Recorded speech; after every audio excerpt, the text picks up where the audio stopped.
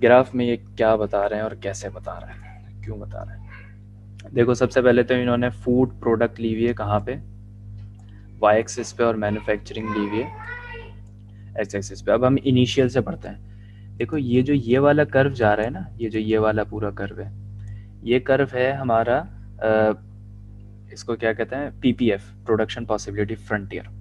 ठीक है, ये किसी एक मुल्क का बता रहा है। जो ऊपर जिसकी बात हुई है ना, के ऊपर किसकी बात हुई है, वो मैन्युफैक्चरिंग गुड एक्सपोर्ट करेगा और फूड प्रोडक्ट इंपोर्ट करेगा। ये उसी कंट्री का, एक कंट्री का ग्राफ है। तो ये पीपीएफ तो पता है हम लोगों को कि इस पीपीएफ पे जो पॉइंट्स होंगे, सही है, वो पेरेटो ऑप्टिमल पॉइंट्स होंगे। ठीक है, और इसके अंडर सारे पॉइंट्स हो सकते हैं, लेकिन वो ऑप्टिमिलिटी नहीं होंगे, वहाँ पे रिसोर्स पूरे यूज़ नहीं हो रहा है, बाहर जा नहीं सकते, स्कैर्सिटी है। ठीक है, फिर उसके अलावा ये जो ये है, ये जो ये कर्व है जो कि U1 लिखा हुआ है ना, ये यूटिलिटी फंक्शन 1 है।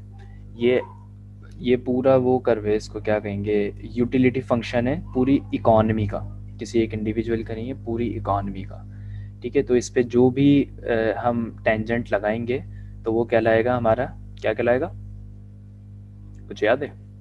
देखो यूटिलिटी फंक्शन पे जो भी हमारा आर्क होगा, ठीक है, जो भी हम टेंजेंट लगाएंगे, टेंजेंट मतलब स्ट्रेट लाइन, और उसको कैलकुलेट करेंगे, वो हमारा एमआरएस कहलाता है, marginal rate of substitution. I hope याद होगा। और पीपीएफ पे अगर हम टेंजेंट लगाते हैं तो वो टेंजेंट कोई भी होगा तो उसे हम एमआरटी कहते हैं, marginal rate of transformation, transformation between one product to another product, from one product to another product. तो जहाँ पे ये दोनों बराबर हो जाते हैं, मतलब M R S equals to M R T हो जाता है जहाँ पे, ठीक है, M R S equals to M R T. Miss Safiya की तरह राइटिंग नहीं है मेरी।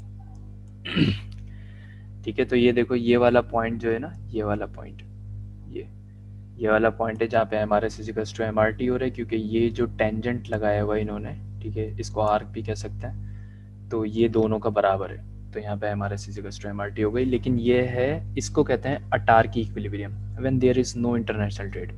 डोमेस्टिक प्रोडक्शन पॉसिबिलिटी फ्रंटियर है, डोमेस्टिक सप्लाई है, डोमेस्टिक डिमांड है, ठीक है, जो कि यूटिलिटी फंक्शन है, और वो दोनों जहाँ पे टेंजेंट हो रहे हैं तो उसको हम अटार्की इक्विलिब्रियम कहते हैं, जहाँ पे marginal rate of substitution of the economy is equals to marginal rate of transformation of the economy.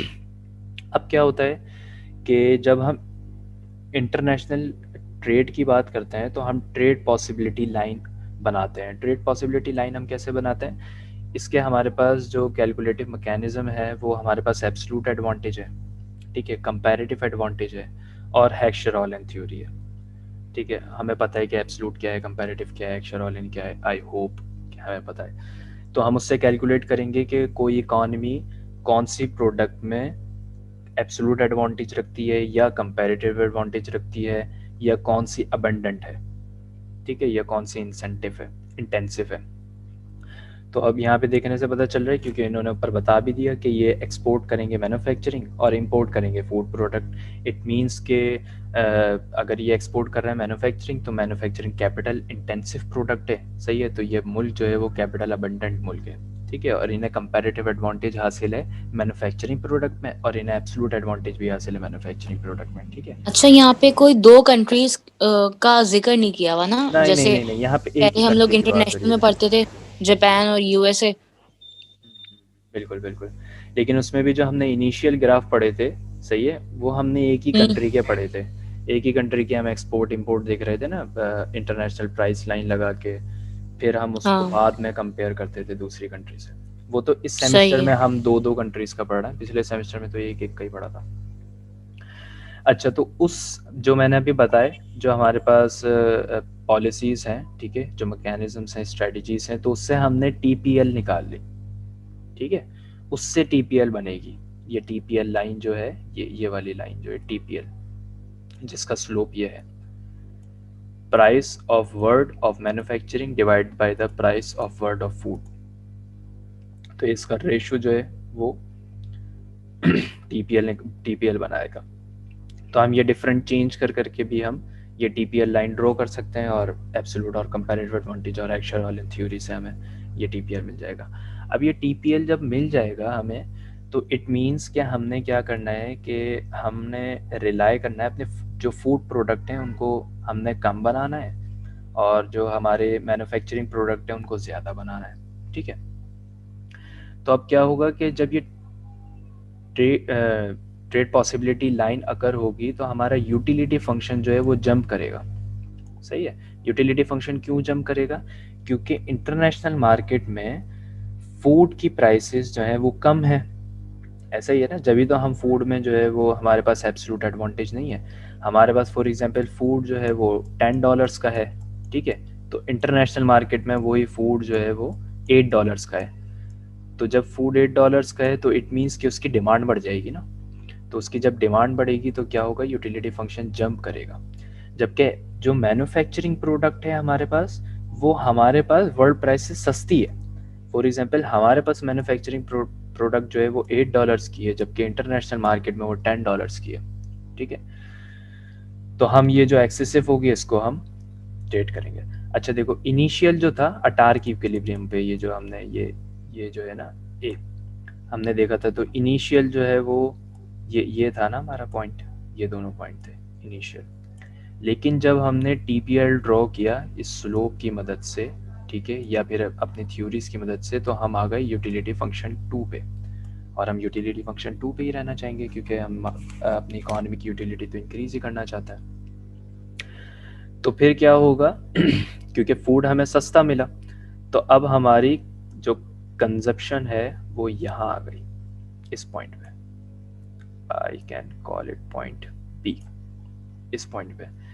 तो अब यहाँ पे क्या हो रहा है कि जो मैन्युफैक्चरिंग थी, इस यहाँ पे तो हमने मैन्युफैक्चरिंग ली हुई है ना, तो मैन्युफैक्चरिंग कम हो गई ना, ये मैन्युफैक्चरिंग कम हो गई और फूड जो है वो बढ़ गई। फूड की डिमांड बढ़ गई, मैन्युफैक्चरिंग की डिमांड कम हो गई, ठीक है, क्योंकि हम कंसिडर कर रहे हैं कि ये दोनों ट्रेड ऑफ्स हैं, ठीक है। तो अब ये जो डिमांड कम हुई है तो इसको हम क्या करेंगे, इसको हम एक्सपोर्ट कर देंगे। वो एक्सपोर्ट करने की भी वजह है क्योंकि इंटरनेशनल मार्केट में हमारी जो मैन्युफैक्चरिंग प्रोडक्ट्स हैं वो सस्ती हैं। तो ये जो एक्सेस सप्लाई होगी, ठीक है, ये पहले इतनी सप्लाई तो कांस्टेंट है ना, सही है, डिमांड कम हो गई। देखो ये एस एम है ना, एस एम मतलब supply of manufacturing, D M मतलब डिमांड ऑफ मैन्युफैक्चरिंग। तो डिमांड कम है सप्लाई से, तो ये एक्सेस सप्लाई है, तो इस एक्सेस सप्लाई को हम एक्सपोर्ट कर देंगे। तो ये कहलाएगी export of home country. H का मतलब है होम कंट्री, हमने यहाँ पे पाकिस्तान कंट्री कंसिडर किया। अब देखो ऐसी फूड प्रोडक्ट में जो इस पॉइंट पे, पॉइंट ए पे हम जो बना सकते थे वो इतनी सप्लाई कर सकते थे फूड की, लेकिन because of the international market, मतलब हमारी इकॉनमी जो है वो अब क्लोज इकॉनमी नहीं रही, ओपन इकॉनमी हो गई। तो इंटरनेशनल मार्केट में हमें सस्ते फूड प्रोडक्ट्स मिल रही हैं, तो डिमांड यहाँ शूट कर गई पॉइंट बी पे।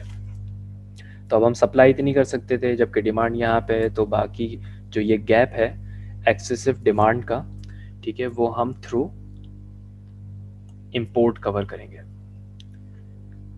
ये समझ में आ गया ग्राफ, किसको कैसे स्टार्ट करना है, क्या चीज़ क्या है और हमने क्यों ऐसा किया, और एक्सपोर्ट इंपोर्ट हम कैसे निकालेंगे, टीपीएल कैसे कैलकुलेट करेंगे, ये चीज़ें समझ में आ गई। हाँ, ये समझ में आ गई है कि एक्सेसिव डिमांड अगर हमारे पास हो रही है तो फिर हम उसको इंपोर्ट करके कवर करेंगे, और टीपीएल किस तरह से हमने स्लोप से कनेक्ट किया हुआ है। एग्जैक्टली एक्चुअली कुछ भी मसला नहीं, जब ऐसे ग्राफ्स आते हैं ना तो सबसे बड़ा मसला ये होता है कि हम स्टार्ट कहाँ से करें, इसका स्टार्टिंग पॉइंट क्या है, ठीक है। तो स्टार्ट का मैंने बता दिया कि ये पीपीएफ से स्टार्ट करना है, ठीक है। फिर दूसरा स्टेप जो है वो यूटिलिटी फंक्शन 1 का है, तो ये पीपीएफ जो है वो एमआरटी है, यूटिलिटी फंक्शन एमआरएस है, और ये टेंजेंट लाइन जो है तो ये शो कर रहा है कि MRS is equals to MRT. तो यहीं पे प्रोडक्शन होगी, यहीं पे कंजप्शन होगी, जो कि इनिशियल इन्होंने ये दिया हुआ है। ये एक पॉइंट हो गया। फिर इन्होंने टीपीएल ड्रॉ किया, ये सेकंड स्टेप है। फिर टीपीएल ड्रॉ करने के बाद ये बता रहे हैं कि because of the low price of food products in the international market, we jump the utility function 2 from the utility function 1। इससे ये जंप हमने किया, तो इस जंप करने से क्या हुआ कि हमारी कंजप्शन यहाँ पे चली गई, सही है। तो जब हमारी कंजप्शन यहाँ पे गई तो हम सप्लाई इतनी कर सकते थे, तो अब डिमांड इतनी हो गई, तो थ्रू इंपोर्ट जो है वो हम अपनी डिमांड को फुलफिल करेंगे। और यहाँ पे भी ऐसे ही हुआ क्योंकि ये ट्रेड ऑफ से इनमें, तो इसी की वजह से जो है वो अब क्योंकि ये हम यहीं से ड्रॉ करेंगे ना, सही है, तो ये डिमांड यहाँ पे फॉल कर गई, तो ये excessive supply of the manufacturing product जो है तो उसको हम एक्सपोर्ट कर देंगे इस तरीके से। तो ये क्लियर है